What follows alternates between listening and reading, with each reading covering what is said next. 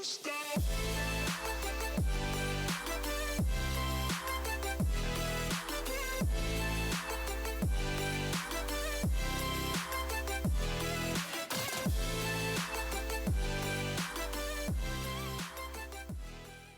there, Coach Sage Candace, SageRunning.com here. The training talk on focusing on the long run as a key workout. And this is really applicable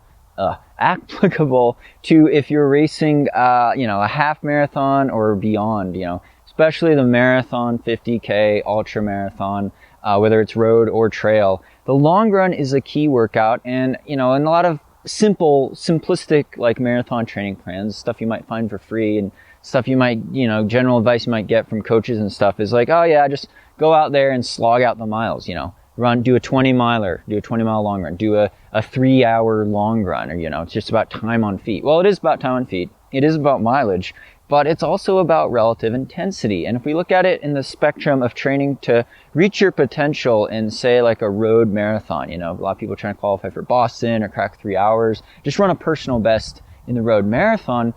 The long run is a really key workout. It's a really key hard workout that's probably the most important because it's most specific to the demands of the race. And so, a lot of people will be like, no, you got to do low mileage, high intensity interval training, HIIT training. Runner's World say, yeah, you could finish a marathon on three days a week of running. Well, you could probably finish a marathon on 3 days a week of running, but you're not going to be reaching your full potential. And you're definitely not going to be reaching your full potential if your long run is only, 13 to 16 miles. I realize for a lot of people that is their time constraints, their mileage constraints. There's concerns about getting injured. So some people, you'll have to work that long run up. And so maybe your long run is starting at 12 or 13 miles and it's slowly getting up to 15 or 16. But if you're in the more advanced range and you're running over, you're running over about 50 miles per week, or 75 kilometers per week, you start looking at maybe pushing your long run up to 20 miles or 32 kilometers.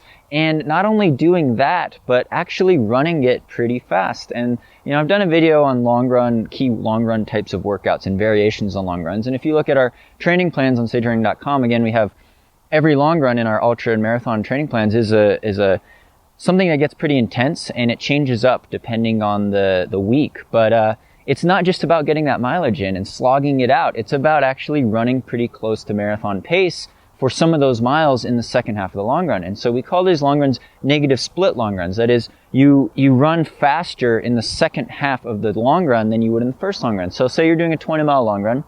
The first 10 miles might be pretty relaxed. Let's say your goal is to crack 3 hours in the marathon. That's 6:52 per mile pace.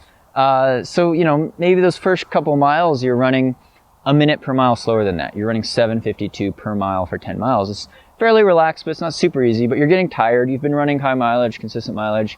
Then on that last 10 miles, the second 10 miles, let's say from miles 10 to 16, you have to throw down. You have to speed up to close to your marathon pace. Let's say you speed up to 7 minutes per mile pace. All of a sudden you do this 6-mile or 10K surge in the second half of your long run, where you're running very, very close to marathon race pace. Maybe at a couple miles at the end, you hit marathon race pace and go faster than that. Maybe you drop a 6:45 at the end. Well, that's a really good training stimulus for what it's going to be like in the real race, right? You're going to have to be able to throw down 652 miles for 26.2 miles in a row. So, you need to be able to do that in training on tired legs. And so that's really the key is you're starting to tap out your glycogen stores. Maybe you have to take a gel or a Spring Energy.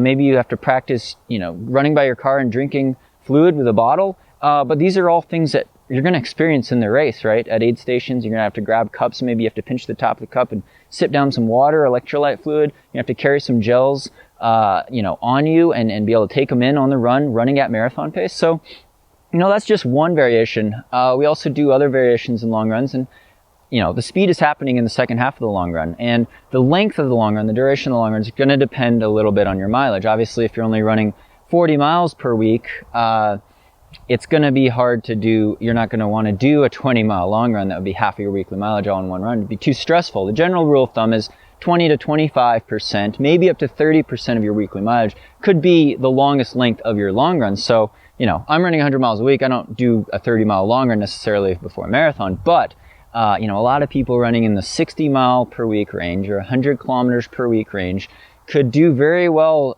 running up to 20, maybe even 21 miles, 32 to 34 kilometers in a long run, and practicing running close to marathon race pace for a lot of the miles in that second half, and maybe even some workouts where you actually do a fartlek type of workout and you actually are doing 3-minute surges or 1 kilometer surges where you're running faster than your marathon race pace. You're running half marathon to 10K race pace in the context of this long run, then letting off for a kilometer, running that steady and practicing those surges. So you get the legs used to moving faster or around marathon race pace velocity in a long run that's actually pretty far, not a marathon distance, but getting up there where you're actually tapping into a lot of fat burning adaptations, as well as having to take in fluid and calories, carbohydrates on the run. And they're going to be tough workouts. They're going to be tough workouts, and they're going to be coupled with more intense, speedier workouts, which also are important to get you in shape. But again, the long run cannot be overlooked as a key workout for marathon runners and ultramarathon runners. You need to experience some of the pain and fatigue that you will experience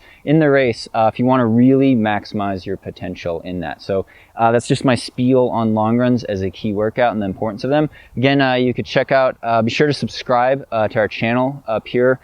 For more training talks like this, be sure to give it a thumbs up if you like these types of videos. Again, you can find me on social media. I'm all over the social media at Sage Cande on Twitter and Instagram. Also have a Sage Cande Facebook fan page. But thanks so much for watching, guys. I couldn't do this without you. You check out our coaching website, sagerunning.com. We got training plans, 5K to 100 miles and everything in between.